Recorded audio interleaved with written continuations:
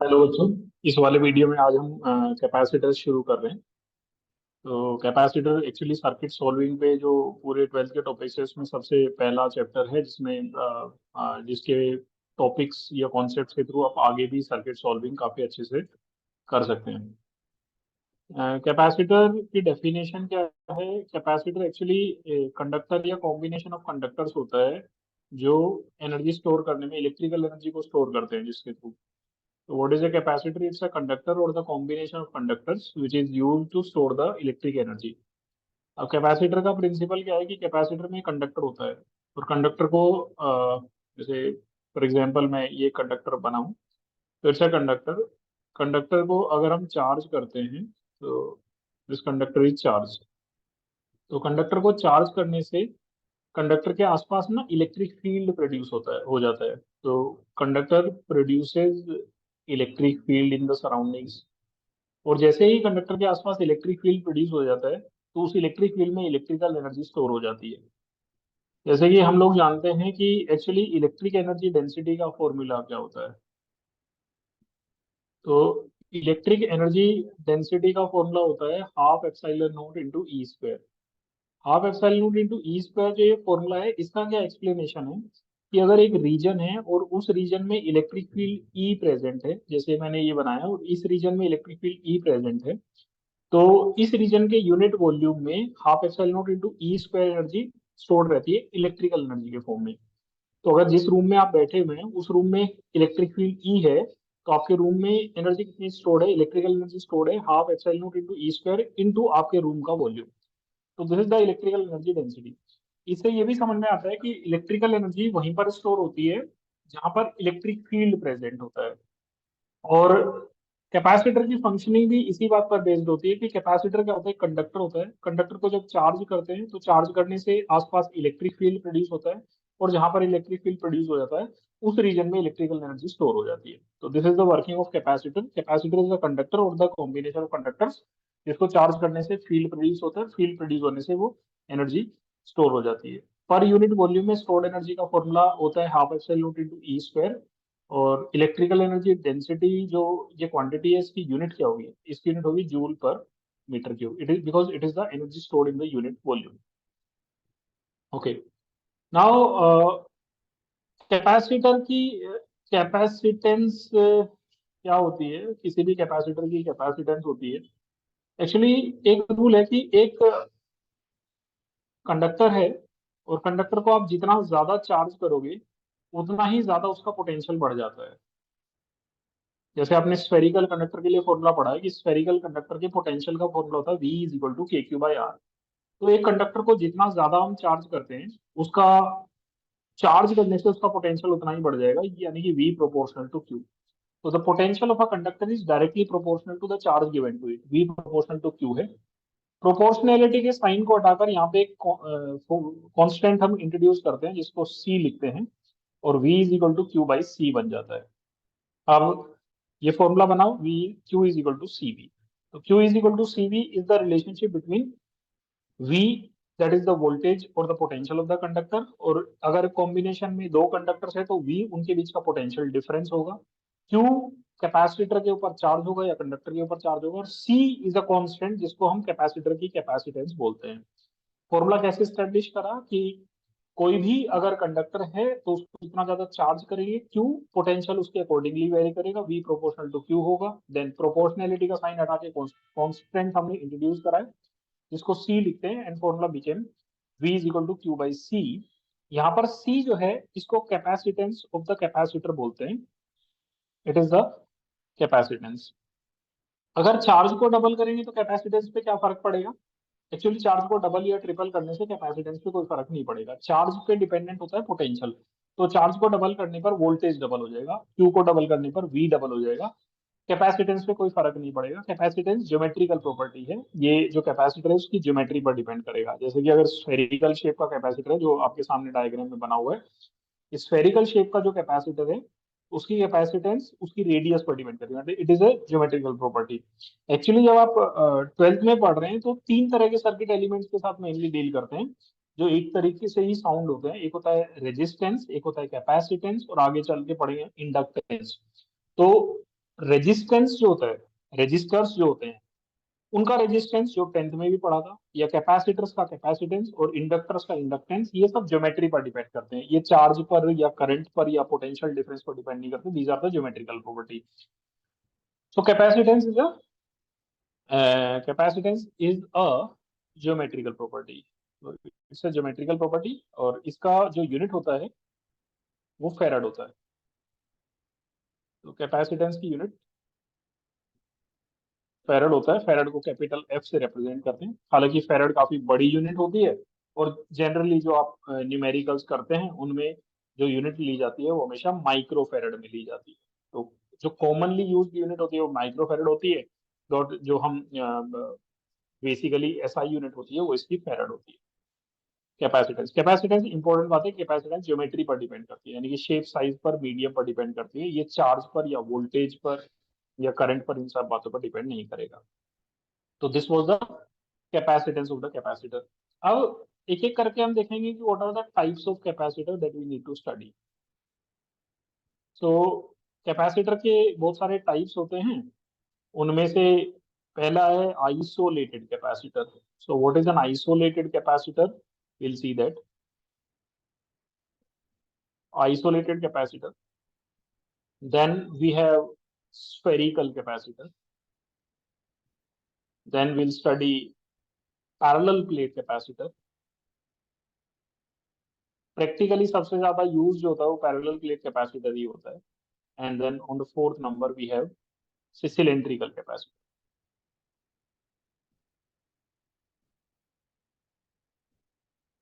किसी भी कैपेसिटर के कोरस्पॉन्डिंग, इनको एक एक करके कवर करेंगे, बट किसी भी कैपेसिटर के कोरस्पॉन्डिंग अगर हमें देखें तो हमने जो इंपॉर्टेंट फॉर्मूला पढ़ा है वो Q इज इक्वल टू सी में, Q is the charge, C is the capacitance and V is the potential or the potential difference between the plates of capacitor. Now, we are covering all these capacitors one by one. First of all, we'll study isolated capacitor. So, what is an isolated capacitor?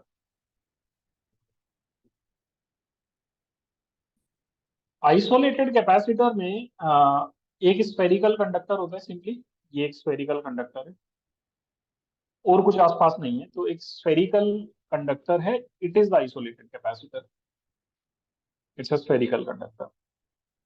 So the only conductor is present there. Since there is no other conductor present, that's why we are calling it spherical capacitor.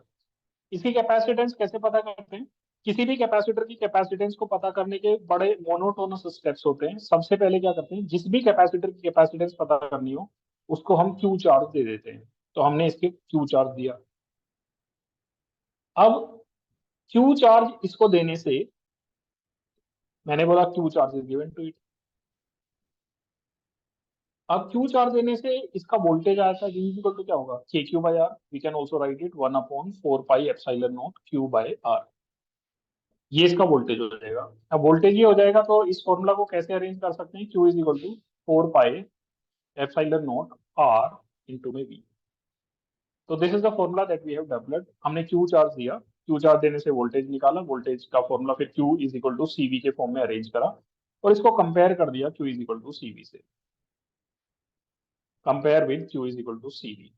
When we compared this with Q is equal to C, we found कि C का जो formula होता है वो 4 pi epsilon naught are होता है। तो ये आइसोलेटेड कैपेसिटर की कैपेसिटेंस का फॉर्मूला है, C is equal to 4 pi epsilon naught R. Formula देखे क्या रियलाइज होता है? फॉर्मूला देखे ये रियलाइज होता है कि जो आइसोलेटेड कैपेसिटर है या कोई भी कैपेसिटर होगा उसका कैपेसिटेंस जो होगा वो चार्ज पे, क्यू पे या वी पर डिपेंड नहीं करेगा, उसकी आगे ज्योमेट्रिकल प्रॉपर्टी है उसकी रेडियस पर डिपेंड करेगा। ओके, तो this is the capacitor, we are calling it isolated. इसमें एक ही कंडक्टर था।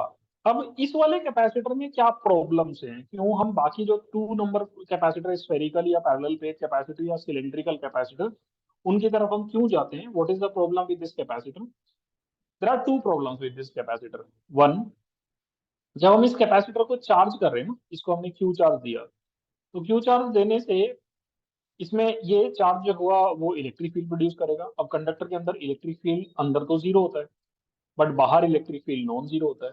अब बाहर इलेक्ट्रिक फील्ड अगर नॉन जीरो होता है तो इलेक्ट्रिक फील्ड कहाँ से कहाँ तक नॉन जीरो होता है? इस कंडक्टर की सरफेस से लेके अगर हम इंफिनिटी तक चले जाएं तो सरफेस से इंफिनिटी तक सब जगह कुछ ना कुछ इलेक्ट्रिक फील्ड है। और जहां जहां इलेक्ट्रिक फील्ड है वहां वहां पे एनर्जी स्टोर्ड है। तो एक तरीका है, जैसे अगर आपको बोला जाए कि आपको वाटर को स्टोर करना है, तो वाटर को स्टोर करने के लिए आप क्या करेंगे, आप छोटे छोटे कंटेनर्स में वाटर को स्टोर करेंगे, ग्लास में, इस तरह के से कि you will fill the water in certain vessels, और उससे आप वाटर को स्टोर करेंगे। अब वाटर को स्टोर करने का तरीका ये नहीं कि हम अपने पूरे घर में पानी भर देंगे। तो उसी तरीके से यहाँ पे जब हमने इस कैपेसिटर को चार्ज दिया, एक्चुअली कैपेसिटर का जो फंडामेंटल था वो क्या था कि कैपेसिटर जो है वो कंडक्टर है, कॉम्बिनेशन ऑफ कंडक्टर से, जो एनर्जी को स्टोर करने में काम आता है। तो एनर्जी को स्टोर करना और एनर्जी का स्कैटर करना, एनर्जी को स्टोर करना और स्कैटर करना दो अलग अलग चीजें हैं। कैपेसिटर से हम जो एक्सपेक्ट कर रहे हैं कि कैपेसिटर एनर्जी को स्टोर करेगा, स्कैटर नहीं करेगा। अब इस वाले कैपेसिटर में, जो आइसोलेटेड कैपेसिटर हमारे सामने है, इसने क्या करा, इसको हमने चार्ज दिया। अब चार्ज देने से इसकी सरफेस से लेके इन्फिनिटी तक सब जगह एनर्जी, सब जगह एक्चुअली फील्ड प्रोड्यूस हो गया, और सब जगह फील्ड प्रोड्यूस होने से सब जगह एनर्जी स्कैटर हो गई। तो जो एनर्जी है वो यहाँ से लेके इन्फिनिटी तक सब जगह पड़ी हुई है, सब जगह बिखरी हुई है इनफैक्ट। तो सब जगह अगर एनर्जी बिखरी हुई है तो वो एनर्जी हम जरूरत पड़ने पर यूटिलाइज नहीं कर पाएंगे।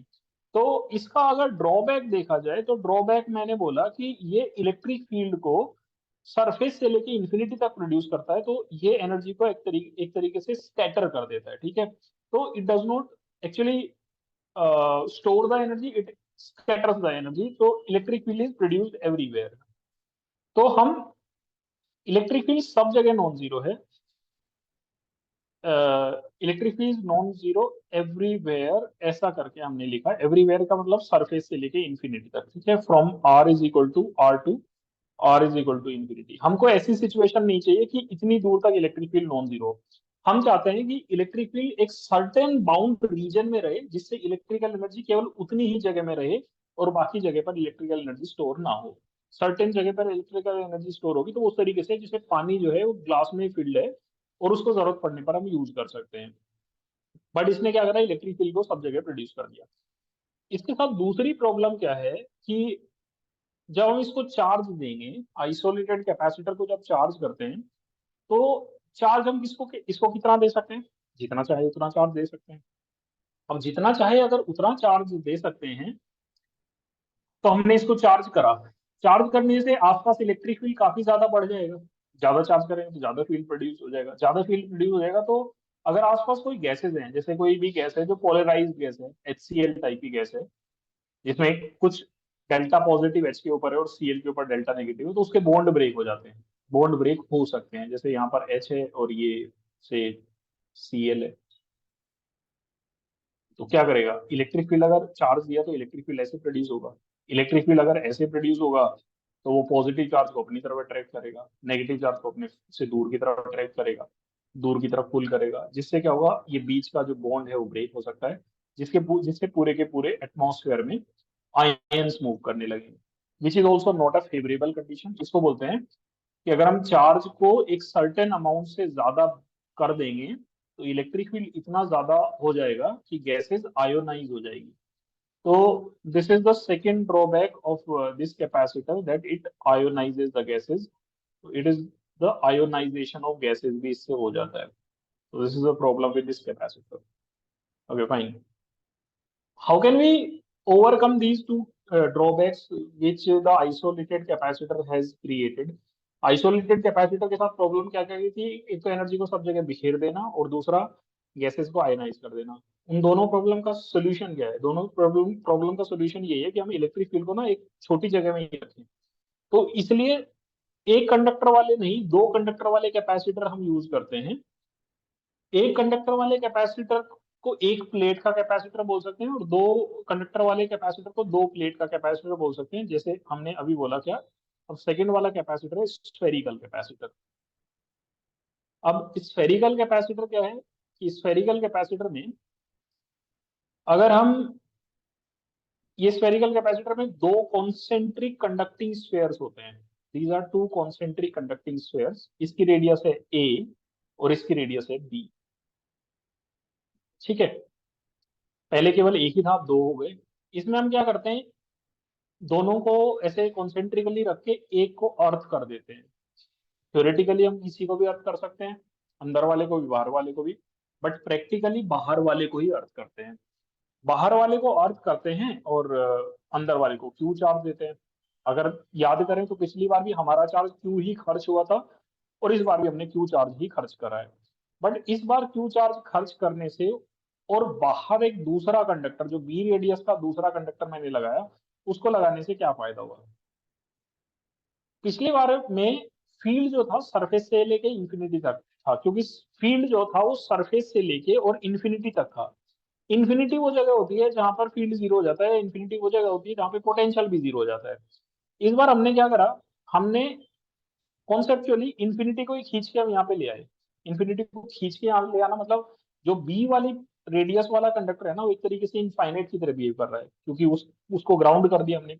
और जिस कंडक्टर की ग्राउंडिंग होती है उसका पोटेंशियल जीरो हो जाता है, तो इसका पोटेंशियल ऑलरेडी जीरो है। पोटेंशियल अगर जीरो है इसका, तो वी अगर इसका जीरो है, तो इलेक्ट्रिक फील्ड यहीं तक होगा, मतलब यहाँ से लेके और यहाँ तक होगा, अंदर अंदर यहाँ पे इलेक्ट्रिक फील्ड होगा। अभी हम देखेंगे कि यहाँ पर इलेक्ट्रिक फील्ड जीरो हो जाएगा और अंदर भी इलेक्ट्रिक फील्ड जीरो हो जाएगा। और इलेक्ट्रिक फील्ड नॉन जीरो सिर्फ प्लेटों के बीच में ही रहेगा। मैं धीरे धीरे करके आपको ये पूरी की पूरी स्टोरी बताता हूँ। तो इस केस में क्या हुआ, दो कंडक्टर हैं, एक की रेडियस ए है, एक की रेडियस बी है, हमने अंदर वाले को क्यू चार्ज दिया। अंदर वाले को क्यू चार्ज देने से यहाँ पर कितना चार्ज आ जाएगा, माइनस क्यू। तो यहाँ पर माइनस क्यू चार्ज आ जाएगा।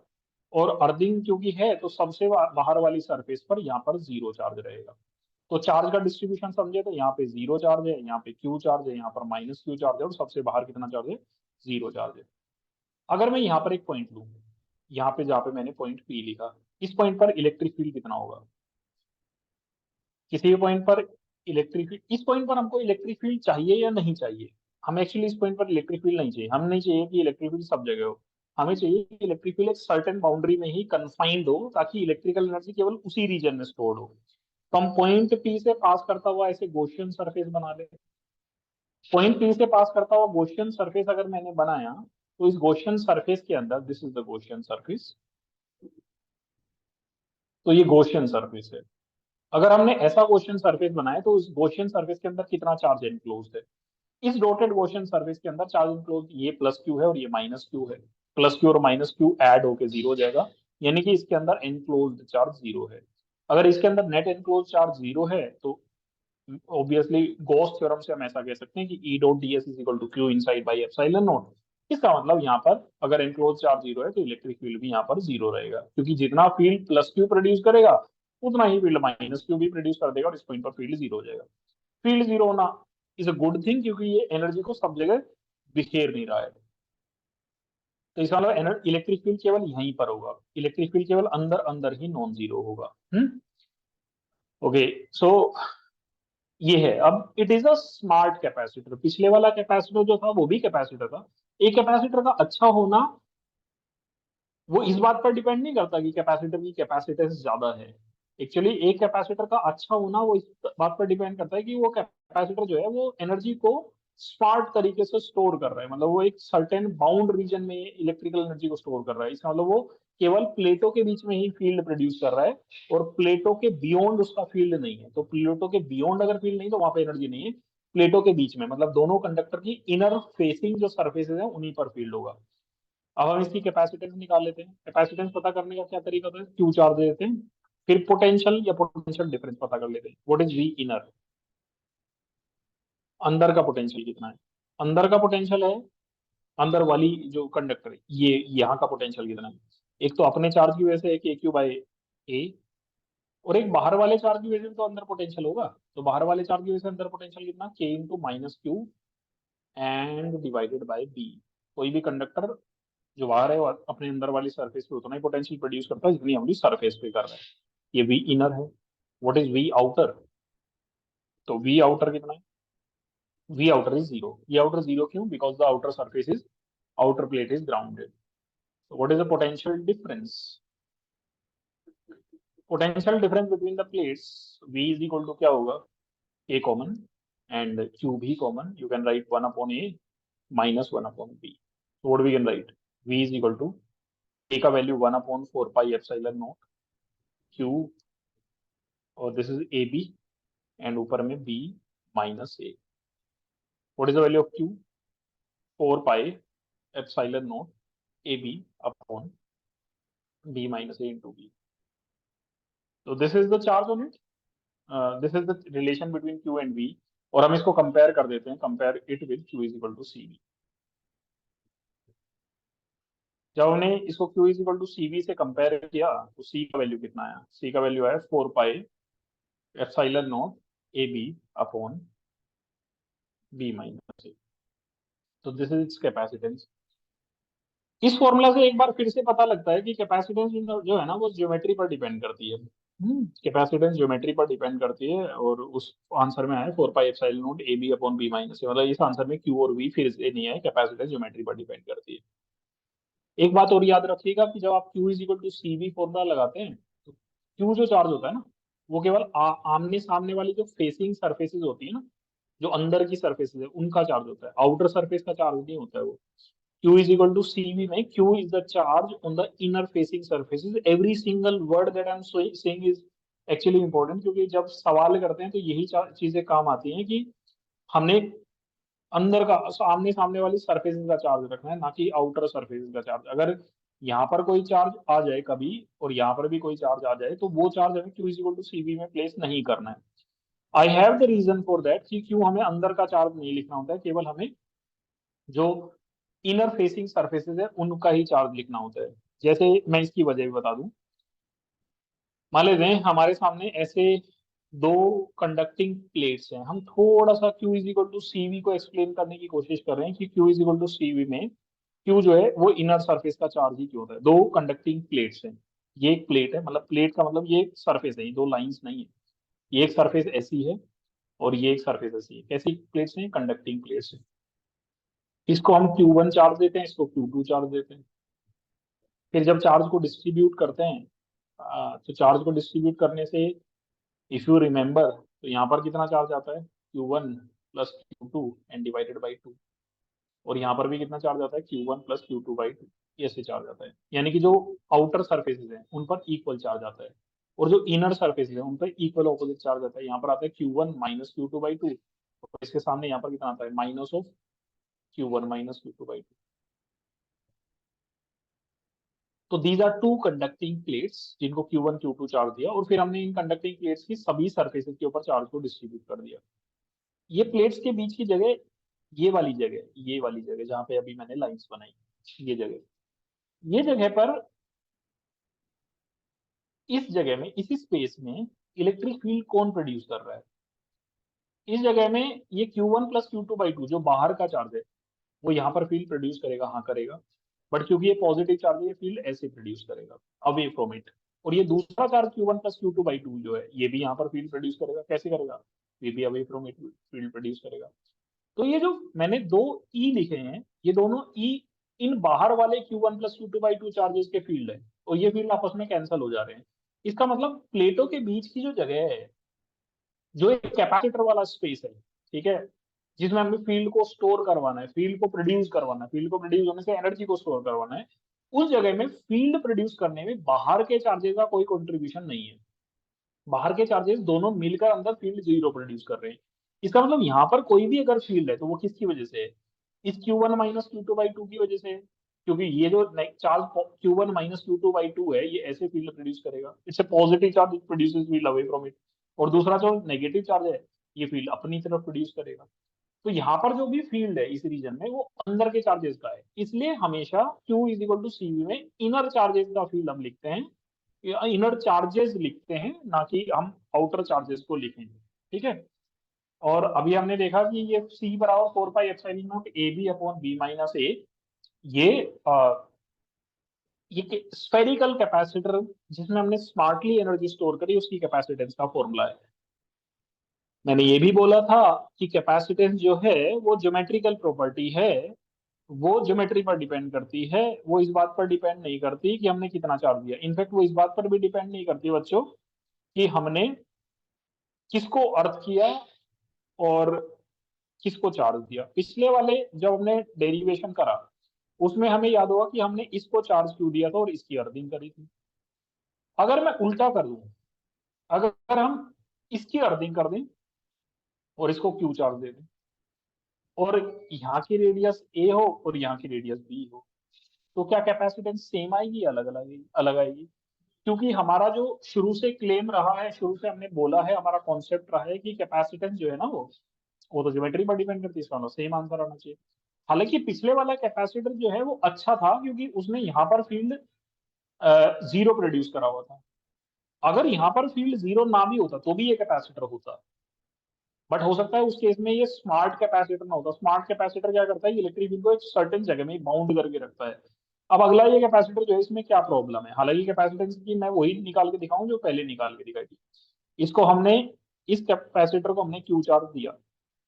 अब क्यू चार्ज देने से क्या हुआ कि क्यू चार्ज डिस्ट्रीब्यूट होगा। कैसे डिस्ट्रीब्यूट होगा? क्योंकि अंदर वाली प्लेट जो है वो, अंदर वाला जो कंडक्टर है वो ग्राउंडेड है। ग्राउंडेड होने से मान लेते हैं ग्राउंडिंग की वजह से उसके ऊपर Q1 चार्ज आ गया। ये Q1 चार्ज है, स्मॉल क्यू मान लेते हैं इसको। चलिए स्मॉल क्यू चार्ज अंदर वाले का है। पहले स्मॉल क्यू पता करते हैं कितना होगा। तो ये उल्टा है, if inner conductor is grounded. अगर इनर कंडक्टर ग्राउंडेड है तो क्या करेंगे? वी इनर को हम जीरो प्लेस कर देंगे। वी इनर को जब हमने जीरो प्लेस करा तो अंदर वाले का क्या हुआ? पोटेंशियल दोनों चार्ज की वजह से, एक तो उसके ऊपर अर्थिंग की वजह से चार्ज है KQ/A, वो पोटेंशियल होगा। और एक बाहर वाला चार्ज भी अंदर पोटेंशियल प्रोड्यूस करेगा, KQ/B लिखेंगे ना, क्योंकि बाहर वाला कंडक्टर अपने अंदर पोटेंशियल वही प्रोड्यूस करता है जो सरफेस पे कर रहा है। KQ/B is equal to zero. यहाँ से Q की वैल्यू कितनी आएगी? Minus, minus what? Q into A/B। तो this is a charge minus Q into A/B। यानी कि अगर आप चार्ज के डिस्ट्रीब्यूशन को समझें तो छोटे Q की वैल्यू जो हमने निकाली वो कितनी निकाली? Minus Q into A/B। तो यहाँ पर चार्ज है माइनस Q इंटू A/B। यहाँ पर कितना आएगा? Plus Q into A/B। जबकि इसके ऊपर टोटल चार्ज Q था, तो टोटल तो इसके ऊपर कंजर्व रहेगा। तो यहाँ पर कितना होगा? सबसे बाहर, सबसे बाहर रहेगा बच्चों। Q टोटल था तो Q, और Q इंटू A/B प्लस में अंदर आ गया तो बाहर में कितना आएगा? Q minus Q into A/B। ये है। अब इस कैपेसिटर में क्या प्रॉब्लम है कि यहाँ पर अगर मैं एक पॉइंट लेके वहां पे फील्ड निकालूं तो उस पॉइंट पर कुछ ना कुछ फील्ड आ जाएगा। यहाँ पे इलेक्ट्रिक फील्ड जो है जीरो ना होके नॉन जीरो हो जाएगा। ठीक है, क्योंकि ऑब्वियसली जब हम यहाँ से पास करते हुए ऐसे गॉसियन सरफेस बनाएंगे तो गॉसियन सरफेस के अंदर नेट चार्ज होगा। ये माइनस QA/B और प्लस QA/B तो आपस में कैंसिल हो जाएंगे, बट ये Q minus Q into A/B रह जाएगा। तो अल्टीमेटली गॉसियन सरफेस के अंदर नेट जो चार्ज होगा वो नॉन जीरो रहेगा, और गॉसियन सरफेस के अंदर नेट चार्ज नॉन जीरो रहेगा तो बाहर भी कुछ ना कुछ फील्ड रहेगा, यानी कि एनर्जी बाहर भी स्टोर होगी। बट ये जो रीजन है, क्या इस रीजन का कैपेसिटेंस वही रहेगा जो पहले था? रहना तो चाहिए, क्योंकि इस रीजन का कैपेसिटेंस जो हमने पहले कैलकुलेट करा था वो ज्योमेट्री पर डिपेंड करा था। अब ज्योमेट्री के अकॉर्डिंगली ये सेम ही आना चाहिए। मैं फिर से बनाता हूँ। हमने ऐसे बनाया हुआ है कि यहाँ पर चार्ज कितना है? Minus Q into A/B। फिर यहाँ पर चार्ज कितना है? Plus Q into A/B। और सबसे बाहर चार्ज जो है वो Q minus Q into A/B। ये चार्ज था। हमने ये तो कह दिया कि यहाँ पर इलेक्ट्रिक फील्ड नॉन जीरो है, इसका मतलब एनर्जी यहाँ पर भी है।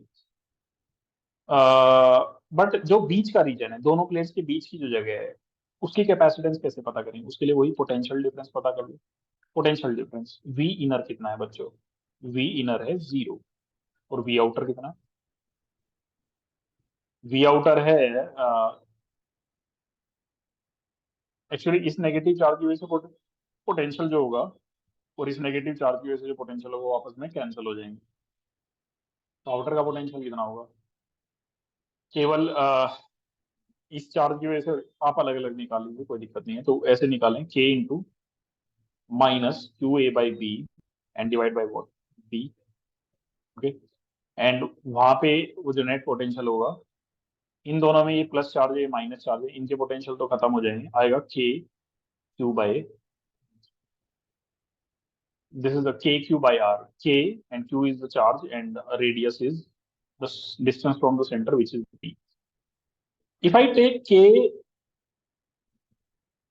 if I take K common and I take Q into A/B common, what will get? यहाँ पे हमें मिलेगा -1/B। And what will get here? यहाँ पे हमें मिलेगा B कॉमन है, यहाँ पे will get 1/A। This is V outer. 1/a minus 1/b. So what is the potential difference? Potential difference is obviously higher potential minus lower potential. So potential difference V is equal to K Q A by B, and the LCM is AB, and ऊपर में बचा minus A and plus B. So what is the value of Q into A by B? The value of Q into A by B, Q into A by B is equal to 1/4 pi epsilon not को उधर ले गए तो 4 pi epsilon not हो गया, into में A B and divide में B minus A into B. अगर इस फॉर्मूला को आप कंपेयर करें Q is equal to C V से, तो again we get the same capacitance C is equal to 4 pi epsilon naught A B upon B minus A. तो this is the capacitance again that we got. But इसमें बस बात वही है observe करने वाली कि कैपेसिटेंस में हमने Q into A by B for charge की जगह पे रखा, क्योंकि जब भी कैपेसिटर की कैपेसिटेंस कैलकुलेट करते हैं तो we write the charge on the inner facing surfaces, हम बाहर का चार्ज वहां पे नहीं लिखते हैं। ठीक है, ओके, दैट्स इट। आप वीडियो को देखिए इसमें अगर आपको सब कुछ समझ में आया है तो हम इसको आगे कंटिन्यू करेंगे। नेक्स्ट वाले वीडियो में मैं पैरेलल प्लेट कैपेसिटर से शुरू करता हूँ। इसमें कोई भी डाउट हो तो you can write in the comments, will meet in next video. Thank you.